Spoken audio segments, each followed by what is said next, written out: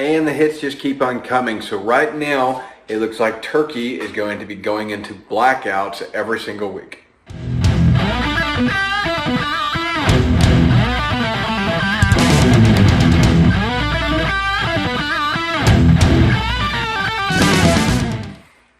Okay, so basically what has happened is Iran has said, okay, we are no longer going to export natural gas. Presumably that's due to shortage in Iran, either on the production side or maybe some of their wells are drying up. I honestly don't know, but doubt their wells are drying up. I'm assuming it's on the labor shortage side of things due to shutdowns from you know what. So all stemming from that anyways. That was kind of the catalyst of a bunch of much larger issues. Doesn't really matter what's happening. Is the outcome of it is now what Turkey is feeling. So Turkey imports a lot of natural gas from Iran, and they use that natural gas to predominantly for their energy, their electricity, right? So that's where they're getting the production of their electricity. Presumably that's also where they're getting some heat. So right now, what Turkey has said that what the government is making them do is they're making the businesses shut down, and it wasn't 100% clear whether it's businesses and residential or just businesses, but it certainly is just business, or it is at least businesses, if not businesses and residential. They are having to shut down for 3 days every week now. So how long this is going to be ongoing for, I don't know. My assumption is it's going to be for a while, at least until Iran either starts importing or until Iran starts exporting more for Turkey to import, or until Turkey finds a different source. Right now, natural gas is a hard thing to source, right? So because it's not particularly easy to ship it in, so they're running all through pipelines and everything. So it's a hard commodity that the infrastructure is not already there for it. So it's not like I can just go shop around and find somebody else. I've already got the infrastructure in place for this one. So, but let's just say for sake of argument that they're dealing with dirty natural gas from Russia. Russia's hoarding their own natural gas.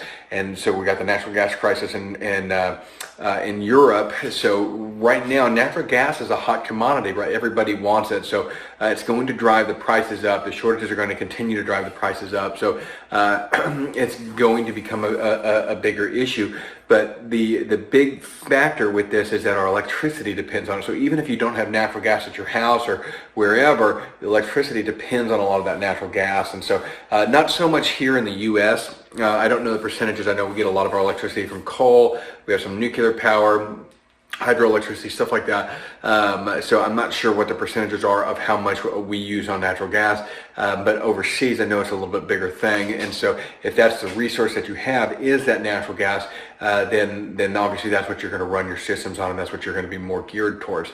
So that's really the problem here, is that now we're having these businesses shut down, which is going to put more of a damper on the economy, because now all of a sudden those people are not going to be getting paid. Especially you got auto manufacturers over there saying they're shutting down their plants for 15 days. Guys, I worked in the auto industry. When they shut down, hourly employees do not get paid. Salary will keep bringing in their paycheck, but hourly employees, they go on break. They get 2 weeks off, and it's no pay, no point type of thing, where they don't get, it doesn't count against them for their attendance, but they're not getting any pay either. So it is a really bad thing to lay that many people off for those extended period of times. Even if it is short-lived, even if it's just a couple weeks, it looks like this is probably going to be something that continues throughout the winter. Simply because right now our natural gas consumption is at the highest on a global scale, right? So globally we use more natural gas in the wintertime because we're using it not only to heat our homes, but also to provide our electricity. And so there's the natural increase of it. So that's what we're dealing with right now. This is a sign of things to come. It doesn't necessarily mean that we're going to run into a natural gas shortage here in the U.S. What it does mean, though, is that there's going to be more demand abroad for that natural gas. And so it behooves us to have our ducks in a row set up and to set things up in your house a little bit better. If you rely on natural gas heat, maybe time to throw in a wood burning stove, maybe time to better prepare yourself for it. If you rely on electric heat, it may be time to start setting yourself up in a way that you can provide that heat for yourself. Y'all know we have this small homestead. We heat with wood all year long, and we always heat. We've heated with wood for years. I grew up heating with wood. I was an adult before I ever paid for heat on my own. or before the concept of paying for heat ever hit me. Dad always heated with wood. So this was kind of an interesting thing for me. This is something that y'all need to spend some serious time deciding if, hey, maybe this may be right for us, so that we have a way of heating our house in the wintertime.